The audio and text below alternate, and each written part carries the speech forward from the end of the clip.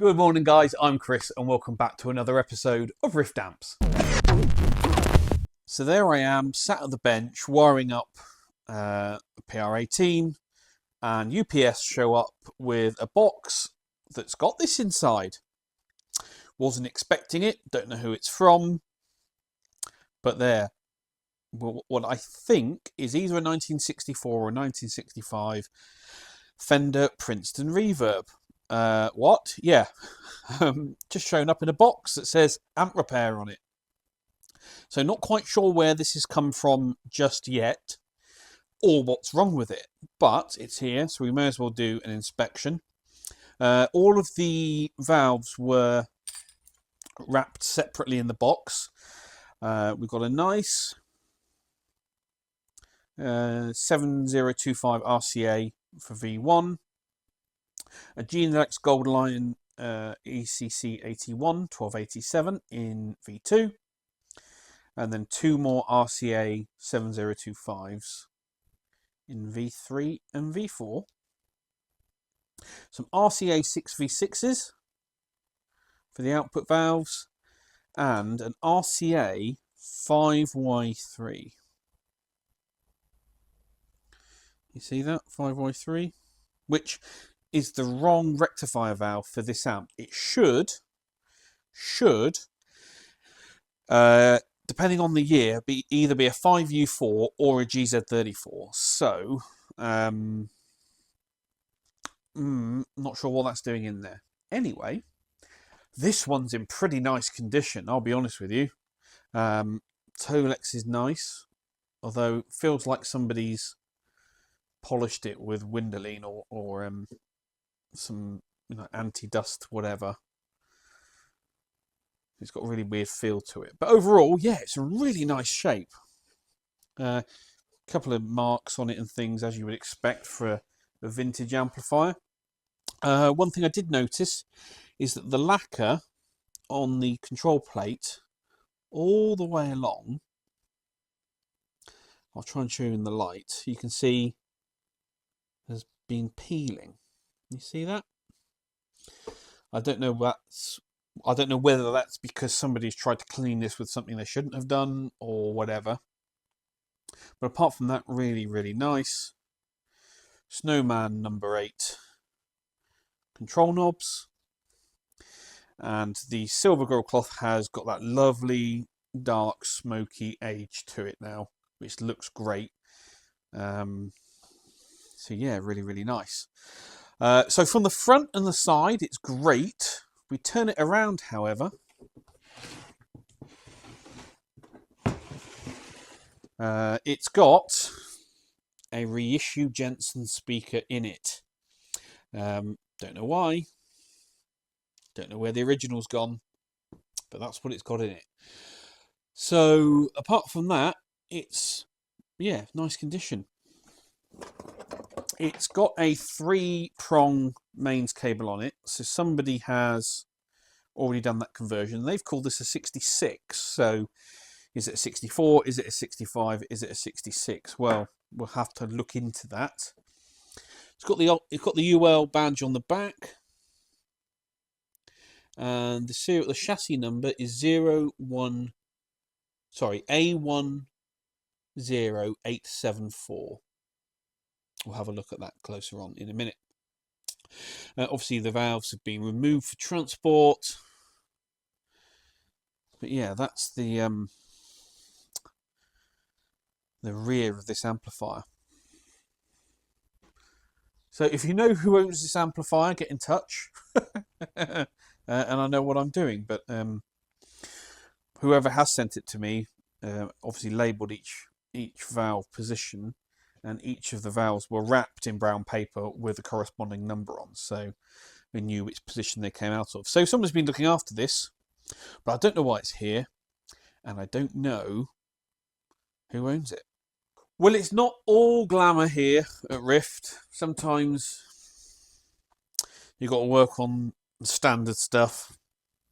So I had a call from the parent of a local child who is learning the ukulele at school, and his teacher has advised that it needs a new set of strings. Now, why the teacher couldn't supply the strings and restring it, I don't know, but the mum called me and asked if I'd help, and as I have a soft spot for ukuleles, why not? So we've got a nice set of Ernie balls to fit their ball end, so you don't have to do the wrapping at the bottom. Nice and easy to do. Not really much of a setup to do on these. It's a budget ukulele anyway, isn't it? So, but we'll just give it a clean, a restring, and a tune up, and hopefully all is good. But yeah, that's my task for the next half an hour. Well, mystery solved. This amp has been sent to me for service and inspection by ATB Guitars here in the UK. Just spoke to Daffyd on the phone. He gave me the full story in the amplifier. He apologised for not giving me the heads up that it was coming in. So, story is the original speaker in the cabinet is kaput. So they fitted a modern replacement, but when they sell it, you will get the original. And whether you choose to get that reconed or not is up to you. But that's a decision for the buyer, not for me or them. So anyway, let's carry on with the inspection. I know what it's in for. He said there's a they just wanted to make sure the reverb was working right. They want me to go through it, make sure it's okay before they sell it. So yeah, excellent. Really happy. So chassis stamp. I know it's upside down. A10874 puts it around 1966. Mains transformer 125P1B, which is the correct unit. 606 Schumacher, 52nd week of 1965. Well, so that's the last week in December, isn't it? The output the output transformer. I'll try and zoom you in. It's the first week of 1966. The reverb transformer, 606 Schumacher, third week of 1966. So yeah, it's probably a 66 amp. Okay, so overall, that's just some dust. This looks great. I can tell it's had a replacement cable. Obviously, we know it's a 3-prong. But let's have this thing turned over and let's have a look inside. And here we go then. So let's have a look. So from initial inspection, we can see that some components inside have been changed, which, you know, generally a good thing. But we'll start at this end, at the the power transformer. See if we can see anything obvious apart from the mains cable. No, there's no screen or grid stoppers on the output valves there.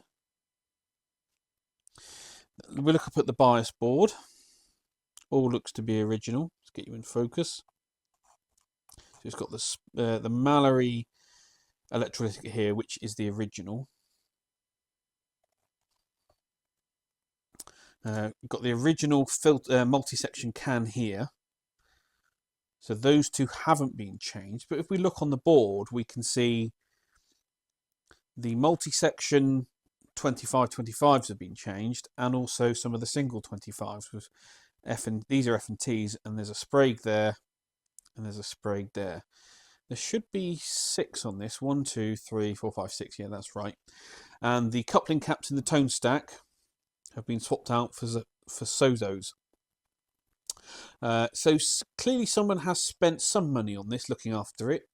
Although why you would change these electrolytics on the board, but not the one in the bias supply, which is arguably one of the most important, and the filter can as well.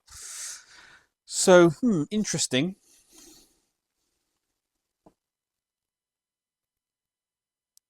Apart from that, I don't see anything else that's been swapped out. Oh, there you go. Yeah, so they've done the plate resistors here and here. So they've been done probably because they were noisy. We see anything else? No. So there we go. Inside this, well, I'm going to call it a 1966 Princeton Reverb. I don't think it's a 67. It's definitely too late for a 65. So yeah, we'll call it a 66. There we go. Okay, let's get some tubes in it, some valves, get those reinstalled. And let's fire it up and see how it looks on the oscilloscope. Okay, so I've just fired it up on the bench. Obviously, I'm using my step-down transformer. I wasn't comfortable firing it up with the 5Y3, which is not correct for the amp. So I've just put a modern GZ34 in just so I can fire this up. Now, it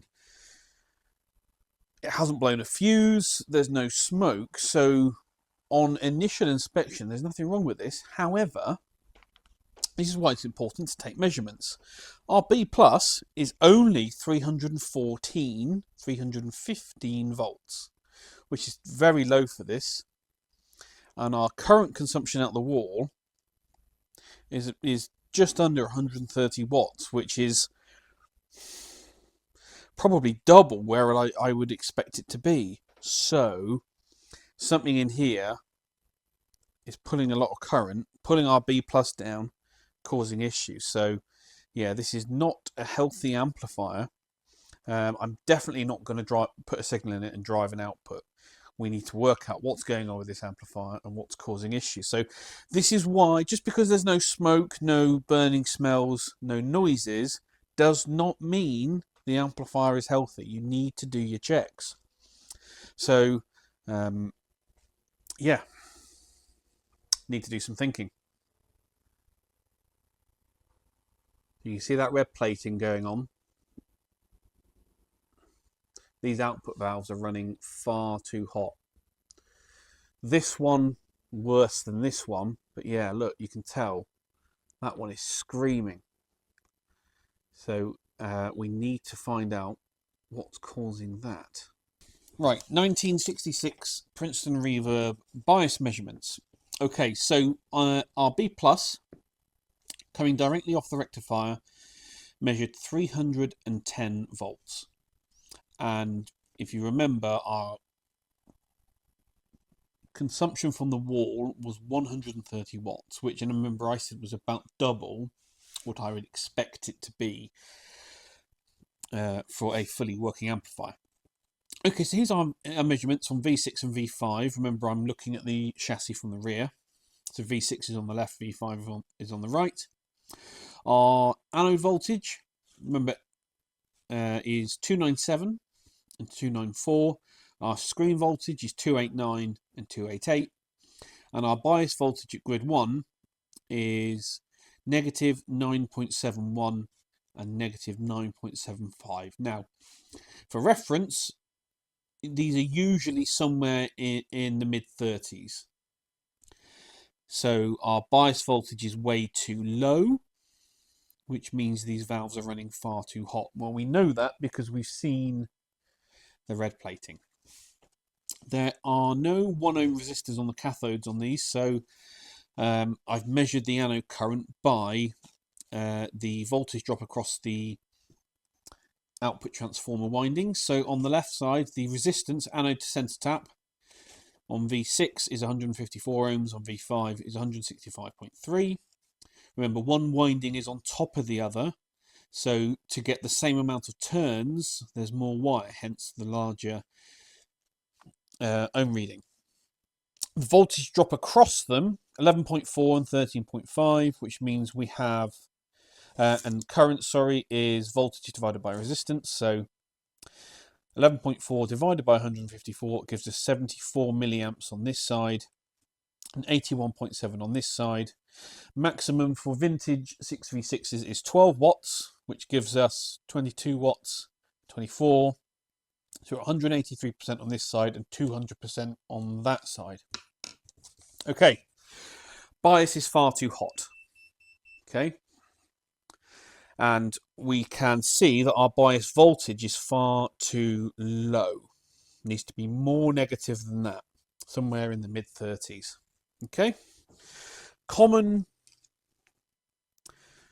cause of that is the electrolytic capacitor in the bias circuit itself, and in this particular amp it's a 50 microfarad cap at 50 volts. And what happens is, over time, these start leaking electrically and that voltage starts to bleed off to ground. It's quite a common thing on these. It's why you never, ever, ever skip replacing these. Okay, so I pulled this one out. I tested it. It is indeed leaky. It's not bulging, so it doesn't look like it needs replacing. Maybe it's starting to bulge. Just, you can get it in the light just there. But on the tester, at 50 volts across it, it is leaking.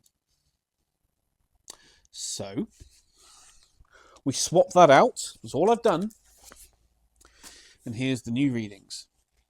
So our B plus, and I'll put the old ones by the side. Our B plus is now jumped up to 421 volts, which is actually on the high side now, on the slightly higher side.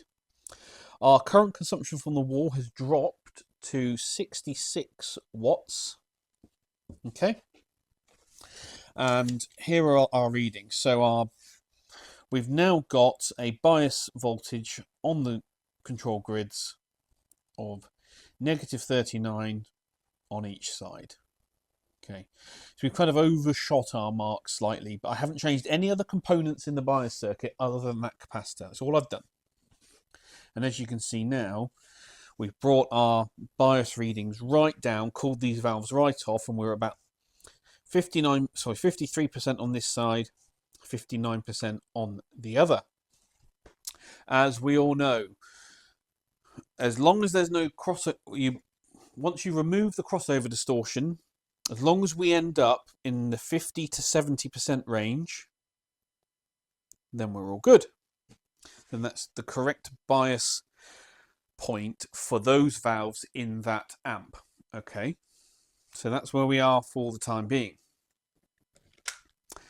And here she is on the bench running.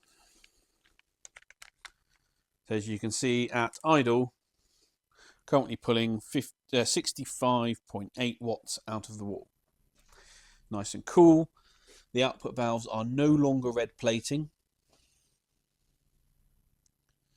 They're nice and cool and fine. So here we are. Here's our signal that we are injecting into the front end. All the controls on 0, and I'll just advance it on the scope and we can look at our output sine wave. Here she comes. Looking good, looking good. It's a cathodone phase inverter, so we're going to get asymmetrical clipping. There it is, the top go, so we'll back that down just to there, and we can see there is some crossover distortion. See, it's not smooth on the upwards and downwards slope. So now, if anything, it's biased slightly cold. However, we're only outputting 4.2 volts into 8 ohms. 4.2, well, we'll be generous and call it 4.5, gives us 2.5 watts of output. Okay. So we've now got a working amplifier, but it's not working very well, is it? It's biased slightly cold. The valves want more bias voltage than that. However, the output is very low. So what could the causes of low output be? Well, we'll try and tweak the bias to get that crossover distortion gone and measure it again. But I suspect after all those years of running, those 6v6s are a bit tired. So we'll get those on the tester, see if we can get something on those. But now the amplifier is comfortably running, i.e. it's not drawing too much current, it's not going to burn things up, we can start to do further checks inside and whatnot.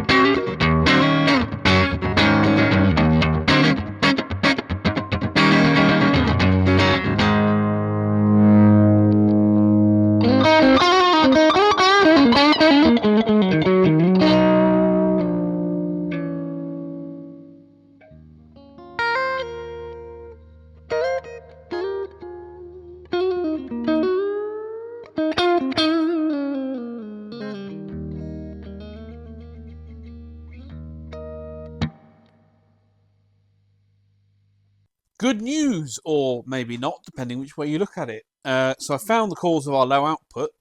First thing I did was, of course, print off the schematic. Now, as a word of warning,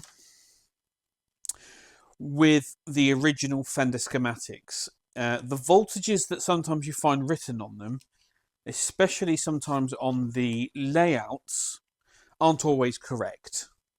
Sometimes they're erroneous, sometimes they were taken under a different test condition than how the amplifier would run normally. So over time, with experience, you learn what's what and what's not. Anyway, print this off, and I just go through and I check all my voltages are somewhere in the ballpark of where I expect them to be. That was the case with this amplifier, all good. So the next stage is to signal trace. So you inject a signal in the front end and you go through and you check that you're getting the right levels of amplification running through the amplifier at each stage, and the one stage isn't under amplifying, as it were, compared to the others, trying to work out why we've got such a low output signal. The signal going into the output valves is good.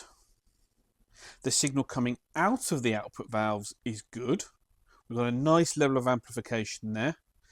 But the signal coming out of the output transformer is very low. Okay, so I did test the RCAs, the original 6v6s. They both test good. I subbed in a matched pair of JJ 6v6s just to double check that there's no issue, and unfortunately the issue remains. So my suspicions now are the output transformer. So as you've seen me do previously, I'll just tack one into place just to check the output, and I'll bring it up. There we go. And we're getting, and bear in mind it's still biased quite cold, 9.6 volts. And you can see there's still crossover distortion, so we still need to optimize that bias. 9.6 into 8 ohms puts us, or 9.5 puts us at 11.3. So we're pretty much there at 12 watts. So unfortunately, they've got an output transformer issue on this amplifier. So now I need to ring the customer, explain what I found, go through that, and we need to decide whether we're going to fit a replacement unit or we're going to get the original one rewound. I've been staring at this transformer for a while now, trying to work out what seems off about it. And it was nagging me all last night as to what's going on here. Now, for the eagle-eyed of you, would have already spotted that it's not a Schumacher transformer. Schumacher, the EIA code is 606. Well, this one is 831. And 831 is the Better Coil and Transformers Company, BCT for short. Why is this amp got a BCT output transformer and not a Schumacher? The transformer model number 022913 is correct for a Princeton Reverb. The Schumacher number is 125A10B, but this one has got the BCT output transformer in. 8K into 8 ohms. Around, I think they're actually rated for 15 watts, but I might be wrong on that. Anyway, but now, it's universally accepted that during the 60s and 70s, Fender exclusively used Schumacher transformers, but we know from experience, we have seen amps from the late 60s, 66, 67, 68, where some of the transformers, notably the reverb transformers I will add, are actually BCT units. But I've never seen, and I've seen hundreds of them, hundreds of Princeton Reverbs, and they've all had Schumacher output transformers. I've never seen one with a BCT. Which is why it's thrown me, which is why it just seemed a little bit off. So thankfully to the internet, have a quick look online, and we can see other examples that in 1966 only, there are some Princeton Reverbs from the factory that had the BCT output transformer and not a Schumacher. So there we go. It's a nice transformer though, nice paper bobbin. Lovely little cardboard spacer on the bottom. Insulating, there it is. Unfortunately, it's knackered. So I've spoken to ATB. I've told them they've got two options really. We can either have this one rewound, or we can fit a high quality replacement unit and keep this one as it is. So I'm waiting for them to come back to me, but we'll call that one mystery solved. Just had this one dropped in for repair. This is a Fender Hot Rod Deville. And it's come in because it is dead. It doesn't turn on, doesn't make a noise. He said he was playing it at practice or rehearsal. He smelt a burning smell and then it switched off and it got very, very, very hot. So, doesn't sound good, right? Anyway, so he's dropped it in and I've just given it a quick visual inspection. Overall, it's in reasonable condition. Got a tiny bit of Tolex lifting there. Nothing, Tolex glue is heat activated, so you just heat that up and that'll stick back down. I think this one is okay. Maybe it's starting to go. Anyway, but yeah, Hot Rod DeVille. Not far off I think it's pretty similar to the Hot Rod Deluxe. It's just the speaker configuration. I might be wrong. It's Friday morning and my brain's not with it yet. Anyway, let's have a look, to spin it around and I'll show you inside. Here we go then. So, when he told me it got extremely, extremely hot and he smelt burning, I was expecting to see that, the standard scorched board around here. But no, nothing. In fact, the only thing that I can see is that this 6L6 is discoloured, where it has been running hot, but this one isn't. You can see this sticker has discoloured too. But I can't see anything on the board that indicates whether there's been any excessive heat or things smoking. Looks like this plastic sleeve has deformed slightly, so we need to look into that. But none of the screen resistors look like they've got hot or anything like that. So that's an interesting one. A couple of things I did notice. Fuse holder. Loose as usual.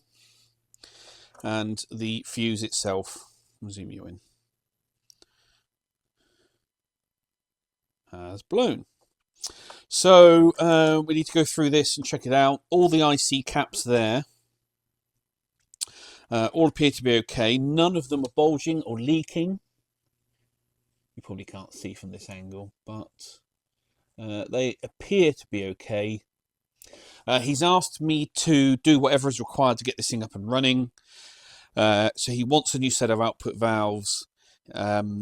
Replace these if required, give it a service, sort it out, make sure it's good to go, because it is a workhorse gigging out for him and it needs to be as reliable as possible. So I will talk to him about replacing these caps. It's always a good idea to do so, but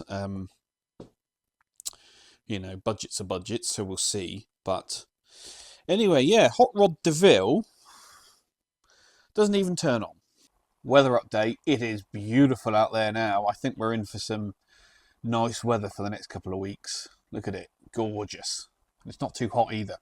Anyway, making progress on the new prototype. I've now got both sides of the board wired in, so I've just got to do heaters, mains wiring, on-off switch, and then I can fire this one up and give it a listen. So yeah, coming on quite nicely. I am also just about to start another Dexter build. So I've got the chassis here. So I'm just about to start marking that one out. So if you want to get your hands on the Dexter, this one is not pre-sold. So if you're interested in a Dexter, please let me know, because I am starting a build on one. The Angel Lister signature that we've signed off, just waiting on its cabinet, and then that can go. And overall, we're just making good progress. Oh yeah, and the PR18 nearly done as well. Well, that's it then, guys. Thank you very much for watching once again. Please give this video a thumbs up. All your comments down below for Wednesday's Q&A. Subscribe if you haven't, and hit the notification bell. Join the channel if you really want to help me out and support me. And we're just waiting to hear what's going to happen with the output transformer from the Princeton Reverb. So, thank you so much for watching, and I shall catch you all at the next one.